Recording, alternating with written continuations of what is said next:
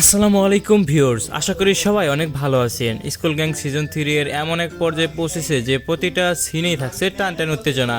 অষ্টম পর্বে সেই টুইস্টের পর নবম পর্বে মিরাজ আর তার গ্যাংয়ের সাথে কি কি বড় ঘটনা ঘটতে চলেছে তা নিয়ে আজকের এই স্পেশাল ভিডিও। তাই ভিডিওটি একটু মিস করবেন না, শেষ পর্যন্ত দেখতে থাকুন। বন্ধুরা, ভিডিওটি শুরু করার আগে ছোট্ট একটি অনুরোধ, যারা ভিডিওটি লাইক করেন লাইক করে দেবেন, চ্যানেলটি সাবস্ক্রাইব করেন তারা সাবস্ক্রাইব করে পাশে থাকা বেল আইকনটি অন করে দেবেন। চলুন এবার শুরু করা যাক আজকের ভিডিও। বন্ধুরা, নবম পর্বে আমরা দেখতে পাবো বেশ কিছু বড় ধামাকা। প্রথমত মিরাজের গ্যাংকে ভেতর থেকে ভুল বোঝাবুঝি শুরু হয়েছে, সেটা আরো বড় আকার ধারণ করতে পারে। হয়তো দলের কোনো বিশ্বাস্ত সদস্যই মিরাজের সাথে বেইমানি করে বসবে, যা মিরাজ একদমই আশা করেনি। দ্বিতীয়ত, স্কুলের নতুন প্রতিপক্ষ এবার সরাসরি মিরাজের উপর কোনো বড় অ্যাটাক বা ট্র্যাপ পাততে পারে।